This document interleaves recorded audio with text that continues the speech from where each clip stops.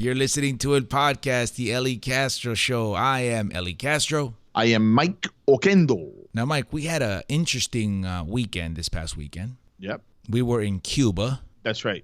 Yes. And we had, I think it's fair to say, a memorable weekend. Absolutely. One to remember. It was me, you, and a mutual friend of ours, Richie Gonzalez, right? Yep. Richie Gonzalez from Chicago. Mm-hmm. And I got to tell you something.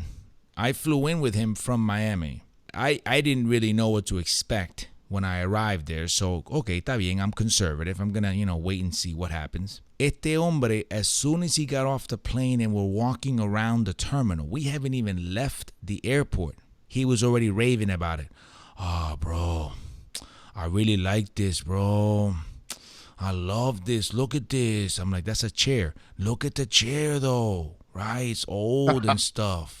No ve que tiene el moho. Look at the rust, bro. That's so vintage. I'm like, bro, cálmate. Let's just see if we can figure out where we can find Mikey outside. Nah, man, let's just get lost, man. I'm like, no, está demasiado. Relax, bro. We haven't been here 5 minutes. He was already raving about it. It's interesting that he was very excited, and again, rightfully so. It's an awesome experience. When I arrived there at the airport, it reminded me of when I used to fly into Puerto Rico in the 70s and early 80s, where you would get to the terminal, to the baggage area, and there would be all these people just looking in, waiting for their family members. Remember that? Yeah. And you'd arrive, and people would just be standing around, and as soon as they would recognize, they would start waving, and they'd start jumping up and down, and it was like they'd have your own welcoming committee. Well, that's what it was. It was like as soon as we landed, it was like we were back in 1978 in San Juan. Mm-hmm. So it was very nostalgic in a way, but we were not there. And it felt weird that we were so close to Florida, 90 miles? And yet it felt like we were so far away, with the vintage cars and products that you didn't recognize. And it was bizarre, right? You could have been somewhere in Russia, but yet we were al lado de Puerto Rico. Ahí, a cruzar la calle. Although here in the United States, we make it sound like, ay, esa pobre gente, Dios mío. While there probably is more to, than what we can see in 4 to 10 days, etc., they make their lives happen. I mean, everybody's involved in some way of making a living. Everybody's involved in some way of making the cars work, making the furniture work, making, you saw the guy with the camera that was from 1907. You saw that. The guy's taking pictures. He's making a living on the corner, taking pictures with a camera. Bro, from 1907. That is crazy. Because I'm thinking, ¿te gusta eso? Well, I got a Polaroid que I could stand next to him and take pictures. Mira, una foto de 1974. Yeah. No, listen, it's incredible. And I thought people would be dying to get out, but people are genuinely happy. And let me tell you something. They got some great fashion there. I mean, our taxi driver had a better outfit than I did. Yeah. He had a better watch than I did. Yeah. It was an eye-opening experience. In Cuba, you're going to either walk or take a cab. I think 90% of the cars on the streets were taxis, right? Yeah. Yeah, that's it. Yeah. I mean, it's all taxis. So getting around is easy. You just got to have a lot of Cuban currency, or what they call it, CUCs, C-U-C. CUC. But getting around is very easy. Let's talk about let's get into the goodies here. For me, the highlight of this particular trip was we saw 9 musical performances in 4 days. 9. We attempted to see a play. We couldn't go see the play because I want to tell the audience really quick, when you're in the line for trying to buy tickets that you don't have, you're in what's called La Línea del Fallo, which I thought was hysterical. Yeah. La Línea del Fallo. Tú te paras ahí en la línea del fallo. And I was like, I am a failure. I'm officially in in the failure line. For those who failed to get tickets ahead of time, there's your line. Yeah. What for our shows? We should have a line like that. La línea del fallo. ¿Qué es la línea del fallo? Yeah, you failed to get tickets. You failed to get tickets ahead of time, so there you go. Stand with the rest of the failures. Yeah. And what was amazing about this is that play was on a Sunday afternoon. 300 tickets sold. And there was a huge line. As soon as the guy said, we got no more tickets, that's it, everybody go home, nobody was upset. Why? Yeah. Because there's so many other things to do. They just left and went somewhere else. And we went across the street. There was another play or another show going on. Remember that? Yeah. And that had a huge crowd outside. That was sold out. And people would just kind of, turn around and go somewhere else. There's something to do every night. And that's what struck me the most in Cuba, is that because there's nothing, at home, right? You got 3 channels. There's no satellite dish. There's no cable. Because there's nothing to do at home, people leave the way we used to, right? 40, 50, 60 years ago. You have to leave the house to be entertained. Mm-hmm. So there are multiple things to do every night. I mean, Sunday, day and night, felt like a Saturday night. Every night is like a Saturday night. We went out on a Monday night and saw an incredible show that could be in Vegas on a Friday night. Yeah. And that in Cuba, in Havana, is a Monday night. That I have to, as much as I want to hate, that's incredible.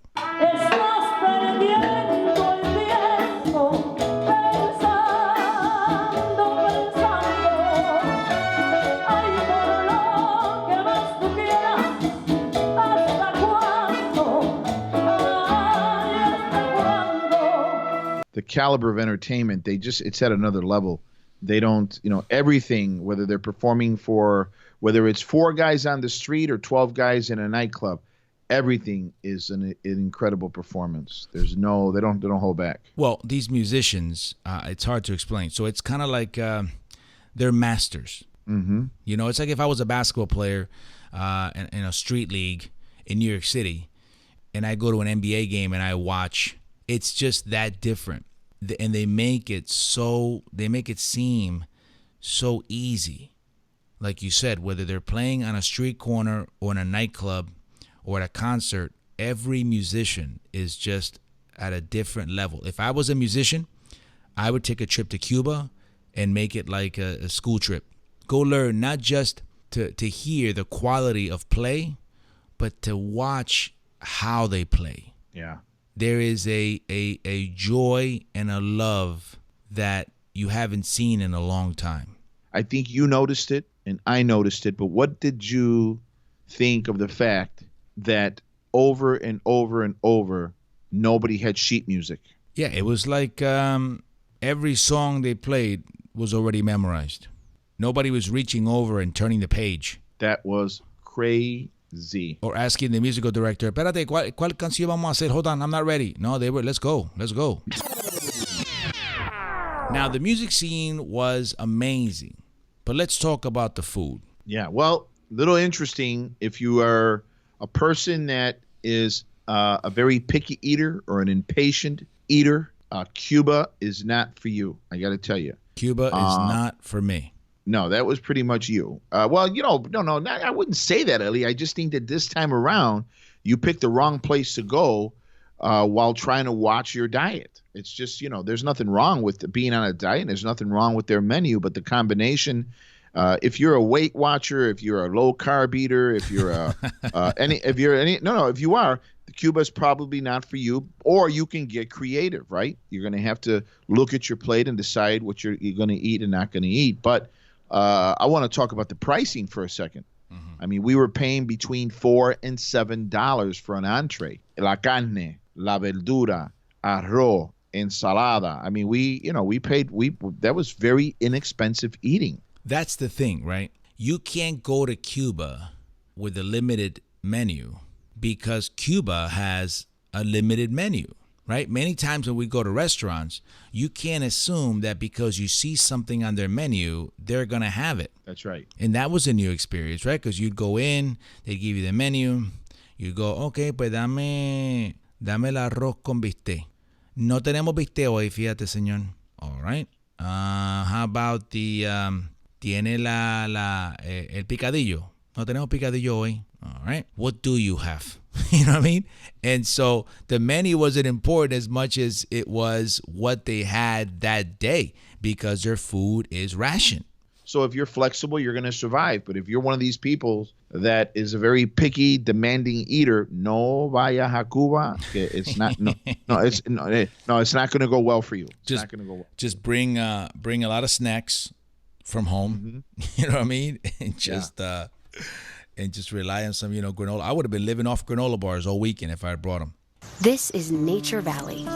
Delicious granola bars made with the best ingredients in nature. Nature Valley. Nature at its most delicious. It was also interesting how they would have these restaurants, if you remember, on the street, selling food and with little tables outside, the way you would see in Old San Juan or even in Europe. But then you'd also have people from their homes above them lowering food down in trays, selling that to people. I mean, at one point, we're in a restaurant, sitting on a table outside, right? Eating, while people are buying pizza that is being homemade and is being wheeled down, and they're buying it right next to us, right next to our table. So on the third floor, the lady on the third floor was selling pizza. There was a little tray that she would lower with a rope. She would lower the pizza to the people. Now, how would she know to do that? Easy. Her son would stand on the street, and he would take the orders. He was the waiter. So these two girls walked up, and they said, "Quiero una pizza?" They give him the money, and he shouts up, "Mira, mami, una pizza!" And then they wait next to him, and then, whatever it is, 5-10 minutes later, here comes the tray covered. They wheel it all the way down. It goes down. He stays there. He never goes to the tray. He stays across the street. They go, they pick it up, and they go, "Gracias." And then you just see the tray being pulled up. That's it. And that happens all day, and not just that one spot.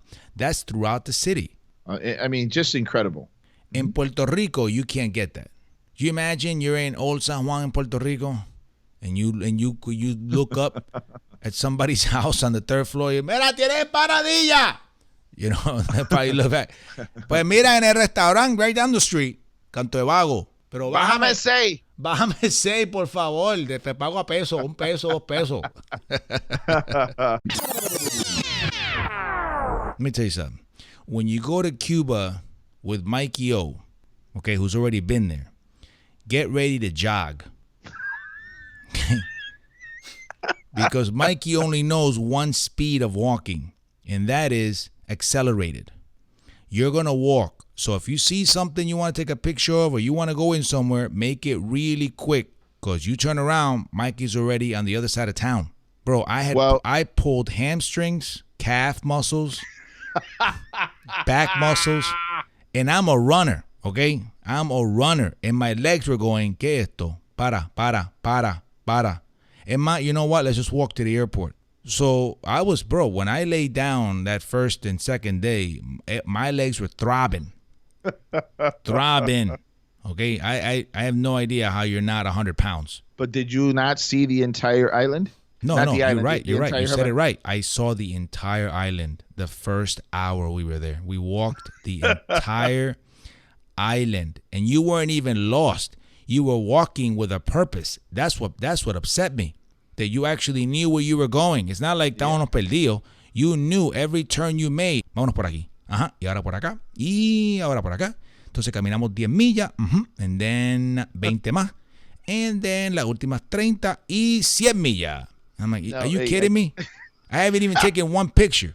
Oh, man. You do know that Richie faked that ankle sprain thing so he wouldn't have to walk the next day, right? Because let's talk about Rich for a second, okay? Yeah. Let's talk about Rich. I don't think Rich knew exactly what he got himself into, because during that first day of all that walking, right around mile 63 of walking,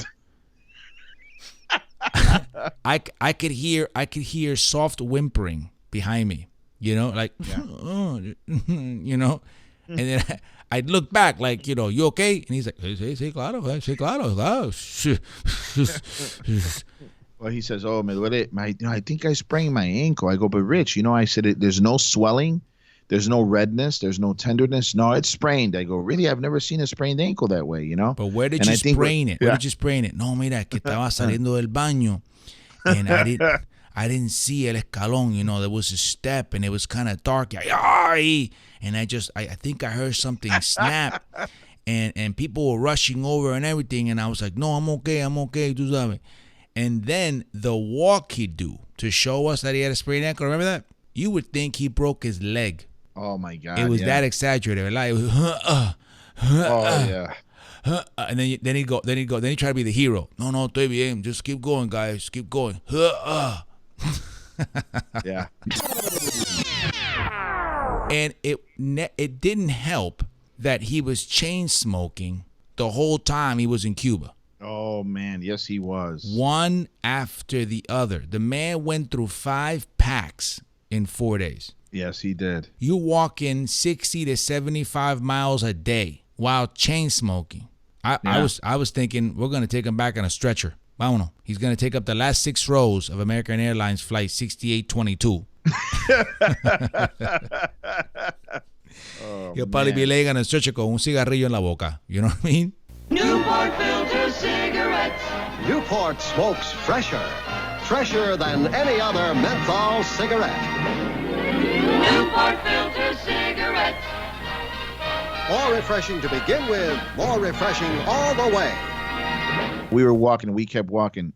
That's when I said, these guys are quiet. It's time to wrap it up. It's time to jump in a car because they are way too quiet. Se me callaron esta gente. Yeah, when I got quiet like that during that long, I think when we reached, I think that's when we reached 120 miles.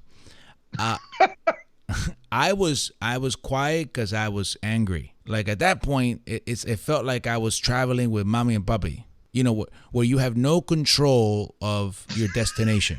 You're just going according to whatever they say. Vamos entonces a visitar a tu tío. I don't want to. Vamos. I don't want to. I really don't want to. Vamos, si it's only like, va a ser como 80 millas de aquí, caminando. Vamos, in the heat. And then I was hungry too. And then we're walking in these neighborhoods.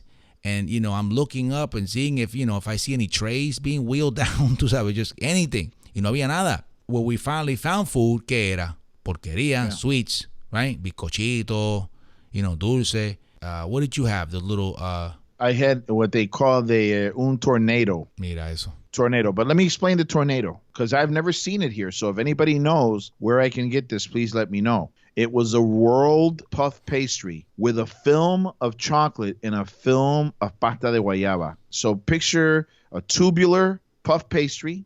One film inside had one film of milk chocolate and one film of pasta de guayaba. I had that before, and then I had it again on this trip, and I was like, that was amazing. Yeah, and you could tell you liked it because you would eat it and you just start humming. You're like, that was good, man. Ay, Dios mío. That was the best. Y yo tomando agua. That was the best. It was great, except that many of these places that we'd go eat would be outside, right? A lot of places we ate were outside. And it seemed like everybody smokes in Cuba. So obviously it didn't help that our companion was chain smoking. Oh my God, yeah. Every minute of the day. And then, if you remember this, we were staying at a place, a 3rd story, right, of this building. Yeah. And in the beginning of the trip, Rich would be really nice, and he'd leave the apartment, go outside, and smoke, and he'd come back upstairs. Pero después de esos primeros 2 días y todas esas caminatas que hicimos, he was like, you know what, I'm not going. Se quedó, and then he would start smoking inside. Se ponía por la ventana, thinking like the smoke would know to leave, because apparently he's got the smoke trained. Y fumaba como que doing us the favor and blowing the smoke out the window, pero que eso se queda. So now I'm smelling smoke inside the apartment. And I'm like, Rich, you can't even go outside, bro, and smoke. He's like, no, yo fui. Es que este es el humo de afuera. And he didn't. He smoked inside. Pero es que I saw all the ashes on the sofa. Zángano, I'm looking at the ashes. No, es el viento que lo sopla. Are you kidding me, bro? Oh, yeah. Everybody was smoking. But he kept saying, no, after this, man, after Cuba, once we leave, that's it. No more. That's it. Se acabó. No more cigarette. You know what? We should call him.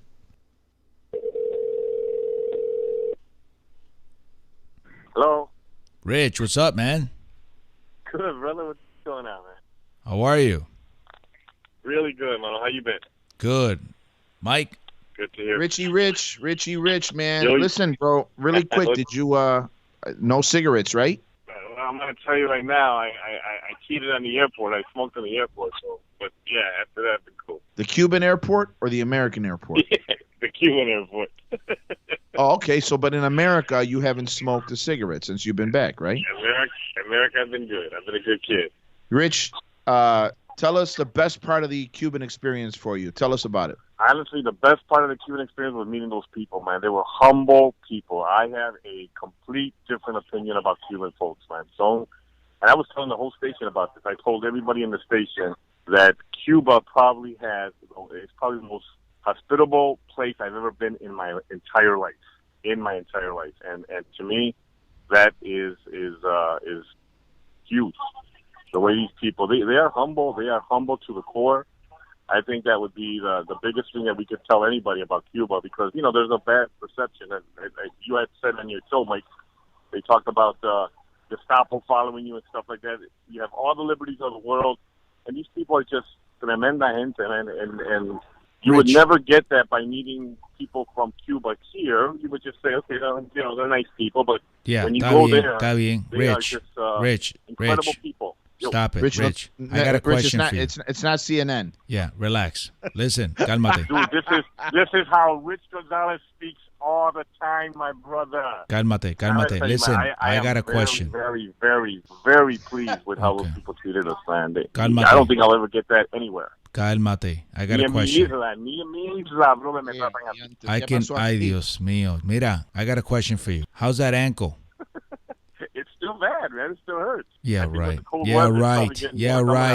Yeah, right. You're done walking in Cuba, bro. You can walk normally now. No. You know what? One thing that we didn't get, and I was going to ask you guys about this. They had mentioned to us that we needed to get some kind of medical insurance, and someone had asked me about that. You know, what if you had an accident or something over there? Weren't we obligated to purchase some kind of like a medical, like an Obamacare? Ay, Dios mío, qué dramático, brother. Nothing happened to you. Exagerado. I know, but I'm asking. People here are asking me. Quieren todo el mundo ir para allá ahora. They all think that. I painted a picture of Cuba, and rightfully so. I painted a picture of a place, of a paradise. If you guys want to go Jesus! For a weekend, I told them this is the place. Everybody's geeked up to go. Oh my God! And you're limping around. I'm sure you were limping around, telling people about paradise. No limping, brother. No.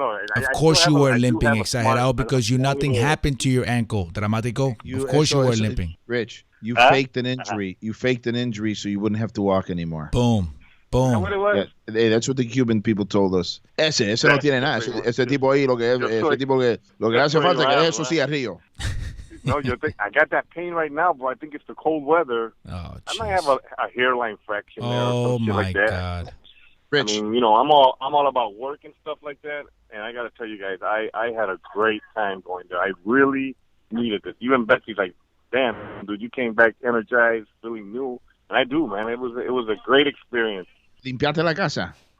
I just took my left and go, man. He wasn't that energized, bro. He had a hairline fracture in his ankle. He's not gonna be cleaning the house when he gets back.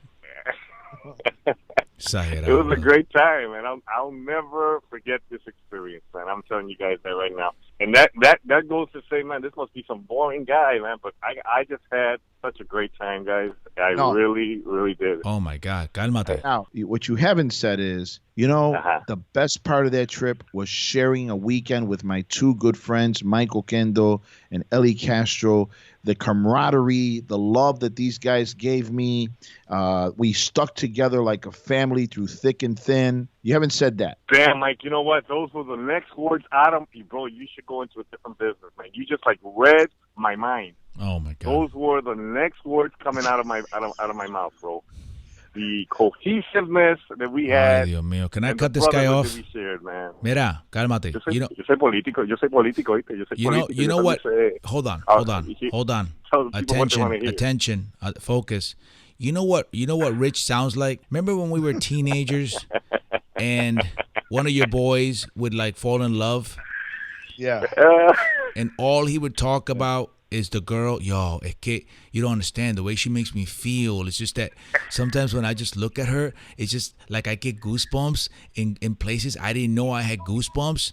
And oh Bro, my God, that's how my I God. felt when I went to Cuba with See? you guys, man. Oh, That's would you stop exactly it? how I felt. I know it is, Papa. That's why I'm dramatizing it. Ay, Dios mío, este tipo está perdido. Está perdido. He doesn't even know what's going on. I'm making fun of him, and he's like, it's true. No, it's true. It's not funny. It's true. Bro. La verdad, hija de Dios, you gotta state it how it is, man. That's exactly how I Would you felt, stop man. it? The more you talk it up, the more I want to hit. Ay, Dios mío. Like a kid in puberty, brother. It was a badass experience, man. It was The more you badass. talk it up, the more I just la veo fea. Ay, Dios mío, you know, no es para tanto. Ella es fea. Ella es fea. Ella es fea. Y gorda. Fea y gorda. What's up? What you guys up to, man? Eddie, you're in Orlando, no? Yeah, and Mikey's in Chicago, and you're on El Podcast, the Eli Castro Show. Oh, You're man, live. the Eli Castro Show. I love it, brother. I love the Eli Castro Show, man. Not as much as Cuba, though, right? Yeah. Cuba was the best. I tell you, it's the best, brother. Cuba was Dios an mío. experience to die for, man. I'm done with you, bro. I'm done. I'll tell everybody this. Rich has such a crush on Cuba. The crush was so immediate that within 12 hours in Cuba, he was asking a cab driver about changing his citizenship. He was. That's not even a lie. That's not even a lie. That's true. That's not even a lie. Mira, entonces como uno cambia la ciudadanía para ser cubano. The cab driver looked at him like, are you crazy? I'm still driving you from the airport to your apartment. Are you crazy? No, check this out. In roll call, I told everybody about the cell phone experience and how there's no crime tolerated over there. How, there's no such thing as a minor crime. And everybody here was just like astonished. We come in here, you lose a phone, all right, we'll do a report, and good luck, you encuentra. I told everybody how it was over there, the attention that they gave us, the seriousness of what they perceived to be a crime. And people here were just like, they couldn't believe it. I still can't believe it. I mean, I can't believe I'm talking to you on my phone now. Well, because what happened, just to summarize, Rich left his phone in a cab. Cab takes off. We take another cab back to the location where we grabbed this cab from. We're waiting for the cab to arrive. Everybody shut everything down to get Rich's phone back. The military even got involved. No messing around. No messing around. 20 minutes later, the cab driver pulls up, waving the phone out the window like, I got it. It's not mine. I'm returning it. And I told the military guys, I'm like, wow, I was amazed, man. Only in Cuba will this happen. And the guy didn't even hesitate, didn't even flinch. He was like, ese teléfono se va a encontrar. Aquí nadie se roba nada. No en Cuba. En Cuba no se roba nada. Right. Exactly, brother. And let me tell you, Exactly anywhere else, that phone was gone. That's it. You'll never, olvídate, don't even look for it. In Cuba, you lose something, you're going to get it back. Nobody's taking nothing. Absolutely. No such thing as crime in Cuba, brother. Now, what does Cuba Rich is do? crime Now, free. what does Rich do? I said, anywhere else, forget about it, right? Not Rich. Rich goes and throws Puerto Rico under the bus and says, Chacho, en Puerto Rico, olvídate, te lo joban. Oh, yeah, man. Right away. Yeah. I'm like, and I go, Rich, are you crazy, bro? You're Puerto Rican. Why are you throwing us under the bus? No, man, it's true, man. En Puerto Rico, en cualquier lado te lo llevan. Olvídate, en Puerto Rico. I'm like, Puerto Rico todavía se enguisado. They would have been making phone calls. They would have broke the code. That would have been. I would bro, have had a stiff but with a what bill, are you brother. doing? Stiff with a bill. You're Puerto Rican, pa. What are you doing? I know, but we got to keep it real. We got to keep it real. No, Dios, man, real, like a real traitor. That's what you are. Like, mira, este. He was ready to put a green cap with a red star. I had one, brother. I had one. Mira, ve. Listen, I got to make an arrest here. I got this crazy guy in front of me right now. I got to stop him. He's driving like an idiot. So Do what you got to do, Rich. I got to roll. Nos vemos. Okay, great. Thanks for everything, guys. Talk to you guys soon. You got. Bye-bye. That was Rich live from a patrol car in Chicago. Exactly. Rich Gonzalez, Chicago Police Sergeant, 27 years on the Chicago Police Department, serving the community proudly. Thank you, Rich. Thank you, for your Rich. service. He just pulled somebody over, bro. Let me tell you something. If that guy he pulled over is Cuban, he's getting away with it. He's getting away with whatever. Because if tipo es cubano, he'd be like, oh, you're Cuban? Then forget it, man. Go ahead, man. Don't worry about driving like an idiot. Don't worry about it, man. I love your country. Do what you want.